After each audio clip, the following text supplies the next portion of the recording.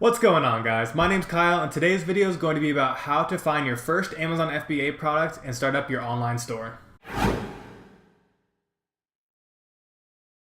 Before we get into today's video, I just wanted to remind you guys that down in the description below, I have links to the different applications I use, as well as the courses I've taken that have helped me earn money online. And then I have a link to my website where you can contact me for consulting on Amazon FBA and different advertising stuff like that. Also, make sure you guys hit the subscribe button so that you don't miss any videos that I come out with in the future.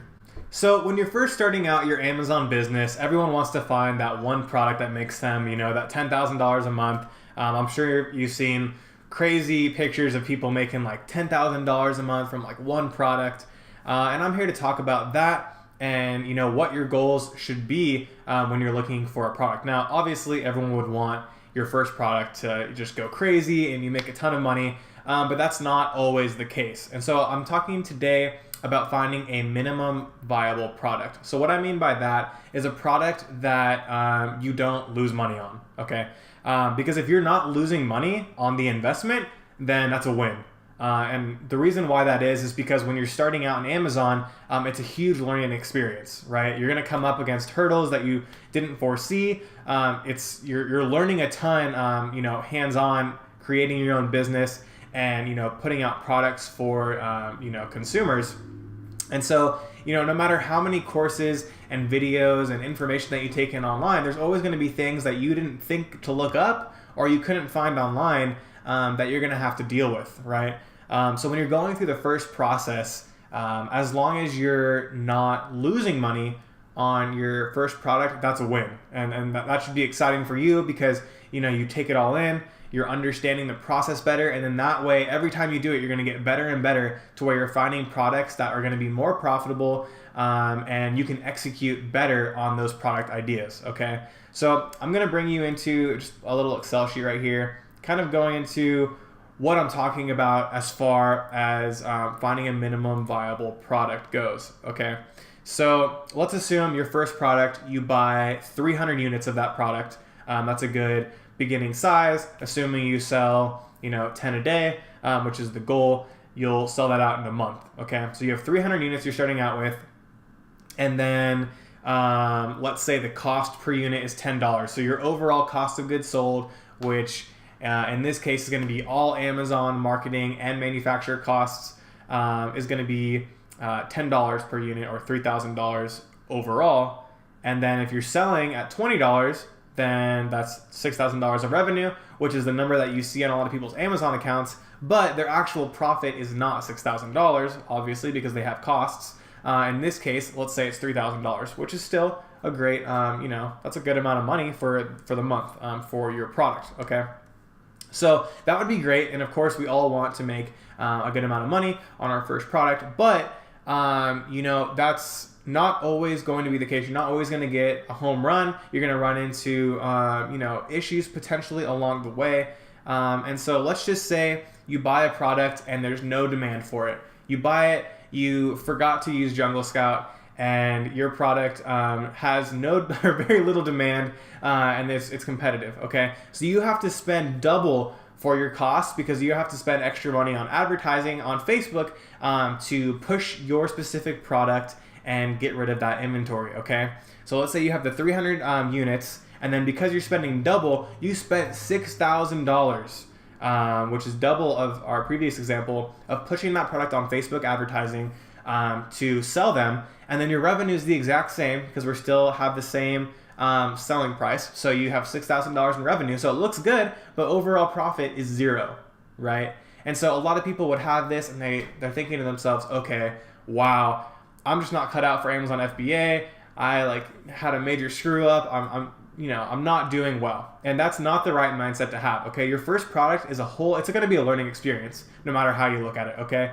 And so the whole goal and the reason why you take courses and the reason why, you're looking up all this information, you're watching videos like mine, is because you're trying to, minimize the losses you're taking. And, the goal is to get at least break even, right? So you don't lose money. Obviously, you're putting a lot of time in, but just think of it as, it's training. At the end of the day, you're learning a lot about the entire process, okay? So if you get $0 profit, that's okay, right? You didn't lose money on it. That's great. You have the money back that you initially put in.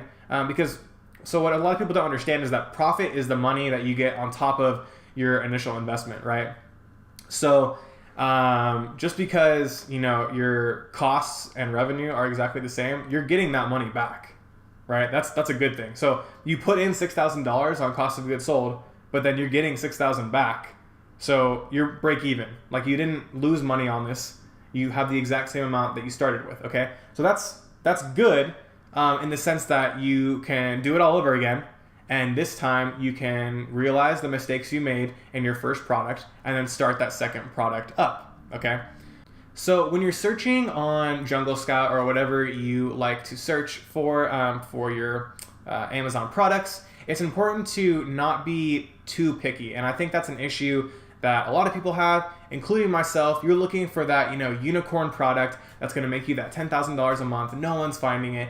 And, the harsh reality is that there's not a ton of those type of products out there, right? And so when you're first starting out, you probably don't even want necessarily to, obviously it doesn't hurt, but you don't want to choose a really good product and then screw up on it, kind of a thing, right? So it's almost better to, get started quicker. So instead of looking for months, waiting for that perfect product, start 2 months earlier, and then get all the kinks out of your process that you're creating on putting products out. And then once you get through that, and because you started earlier, when those good opportunities or fantastic opportunities come up, then you really know how to kill it in that that specific niche, and you can push forward and do really well for that product. Okay, so my biggest advice for someone that's looking for their first product is to, don't be too picky. You're looking at, there's tons of products out there. There's a ton that you can make some money off of. It doesn't have to be $10,000 on one product. You can, look at it a couple different ways, but you don't really want, let's say you have all of your money tied up into one product and you're making $10,000 a month. You don't want all of your money or your store long term to be all in one product, right? Because the issue with that is if it's unstable. If there's one product and then all of a sudden people just stop wanting that product, or for whatever reason there's more competition, that is gonna be detrimental to your brand. But what you can do is go in and have a bunch of products that are doing reasonably well, and you're making the same amount of money. It's a lot more stable, and it's better for your business overall to take that approach, okay? So when you're looking for those products, don't be waiting for that unicorn product. Look for those products that you can make money on, and it's nothing crazy. And then usually when you're doing that as well, you're not dealing with this surge of sellers trying to make like huge money on one product, and rather you can find these kind of like golden nuggets that you're making a few $1,000s a month on, and that's great. And if you could just have a couple of those, and you're making 10K a month, that's ridiculous. So if you can find just those smaller products, and sometimes it'll be good, and you'll be making a 3K, like my example, a month in profits, and you can grow that business and then look into other products that are doing the same. Or sometimes you'll find them and you'll be like, oh, okay, I messed up here and there. I didn't make any profit off of this, but it was a great learning experience, and I'm going to take that experience into my next product that I'm going to be putting out on Amazon. Okay, I hope you guys enjoyed the video. Make sure that you're looking out for those minimum viable products online. I think that there's a ton of great opportunities for new sellers to be doing those type of products, and I'll see you guys in the next video.